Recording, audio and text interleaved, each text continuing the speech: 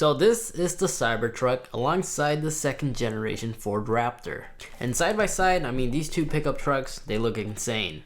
But without a doubt, like everybody else could agree, the Cybertruck really does look goofy. And I personally love it, as well as many others now. Which is why I could see the Tesla truck, the Cybertruck I should call it, succeeding. Using AR technology, I am able to have these two pickup trucks side by side against the current ultimate pickup truck in the market. So in this video, I wanted to share with you guys some footage of these two trucks in the real world, but also discuss about the pros and cons when it comes to driving a large pickup truck like this in the city. This way, you could have a general idea if driving a pickup truck like this is really worth it. As well as share with you some reasons why I reserved the Cybertruck and I'm considering trading in the Raptor towards it. So yes, just by that sentence alone, it's obvious that I did reserve the Cybertruck. I paid the $100 deposit, which honestly I wouldn't really consider that as a real vehicle deposit, because $100, that's nothing for a new car.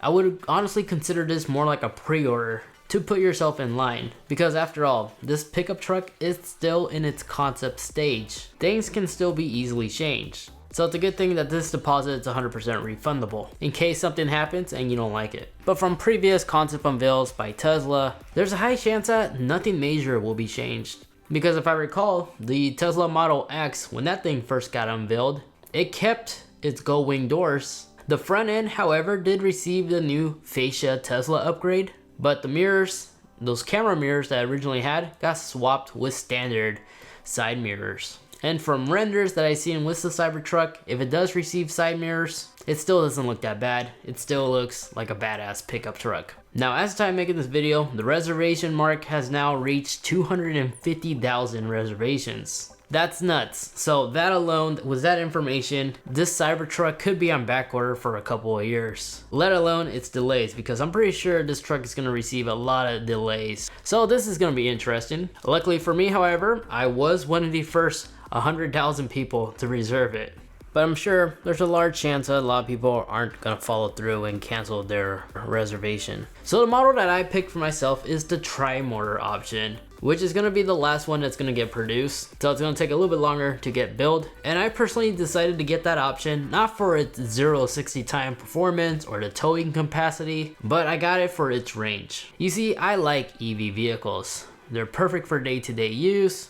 As long as you don't commute far, you can make it to your destination and should have enough juice to drive back. But when you're heading towards a farther destination, you really can't bring your electric vehicle with you. Well, you can, but there's gonna be a lot of delays. And I just hate waiting half an hour or longer to charge my vehicle. Because from my understanding, currently it's still just a Model X that can be bought with the longest range, but it's still below the 400-mile range. And being a Tesla, I've been to a lot of Tesla charging stations, and nowadays there's always a long line just to wait to charge your vehicle. And can take even longer, especially during the holidays, like this fine article will explain. But with 500-mile range, that not only eliminates range anxiety, but also eliminates the need to having to stop by a public charging station. So I don't have to add an additional hour if I'm traveling over 600 miles. Now, when comparing these two pickups side by side, appearance-wise, both look absolutely aggressive. Even the Raptor, still to this day, looks insane. It feels like, honestly, I'm driving some kind of concept. But seeing these two side by side, the Cybertruck really does remind me something from like Dexter's Laboratory. It's just pure sci-fi. Elon wasn't kidding when he said that this truck was gonna look similar to something out of Blade Runner. It looks like a car from a PS1 game. But honestly, what's wrong with that? It's definitely unique. If the G-Wagon is a popular car, then this shouldn't have any issues. In fact, you know, we always see these awesome concepts from big manufacturers like BMW creating like these unique looking concept vehicles where it has like moving parts, but unfortunately they never have the courage to actually follow, make it through into final production. And so they just scrap that and just call it a day and just use that for marketing.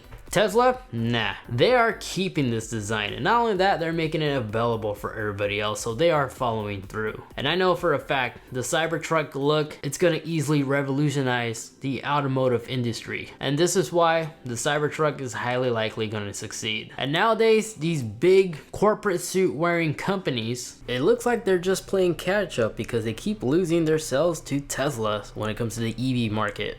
The Ford Mustang Mach-E? Hey Ford, it looks like you copy somebody else's homework. But the cool thing I know is about Tesla vehicles in particular. Similar to like my Ford Raptor, they maintain their resale value very well. They don't depreciate as quickly like other vehicles in this class. And that is another reason why the Cybertruck could be a good investment, because you don't lose half the value within the first few years. Now, although the Cybertruck looks odd, believe it or not, the dimensions are very similar to like your ordinary Super Crew F-150. Because the measurements between my Raptor and the Cybertruck, my Raptor is still slightly larger. So if my Raptor could fit in the garage just fine, the Cybertruck should have more than enough room. To give you a number idea, my Raptor is about 7.1 feet wide, and the Cybertruck is listed to be 6.6. The length of my Raptor is about 20 feet, 0.8, and the Cybertruck is listed to be 19.3. The average garage in America is about 20 feet long, so 20 by 20, 400 square feet. My garage in particular happens to be 23 feet. So most likely the Cybertruck should fit in most common households. And then driving the Raptor in the city, believe it or not, it's actually easy. It took a while to get used to though. As long as you're patient, when you're turning, you're good. When it comes to making U-turns, my Raptor has more than enough ground clearance that I could easily go over curves if I have to without the risk of damaging anything.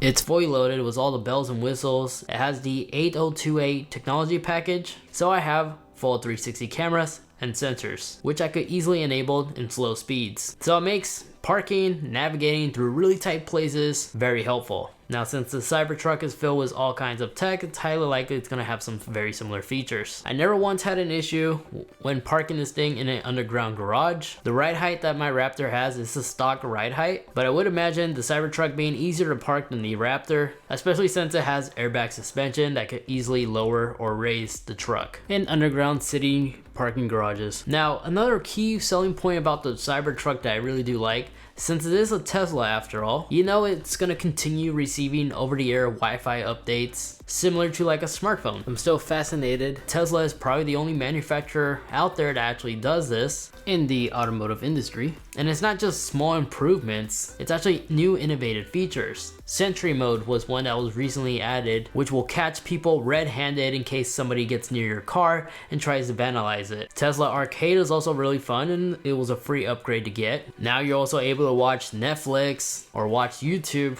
whenever you're sitting in your vehicle while you're fast charging it, and it just utilizes that large display that Teslas are known to have. And the Cybertruck, without a doubt, it's going to be receiving some impressive updates. So hopefully by the time the Cybertruck is officially released, level 5 autopilot should be available, which is also a reason why I reserved it. I really want autopilot, especially for those long, boring road trips. And then knowing the fact that this pickup truck is going to be made out of stainless steel, that is amazing. And I find it funny how older people always say like they don't build cars like they used to, because most modern cars nowadays are made out of aluminum or fiberglass. And then the Cybertruck is listed to be able to stop a 9mm round, as it is, I guess, ballistic proof. And then the windows. Sure? Yeah. Oh my fucking god. Sure. Oh man, it didn't go through.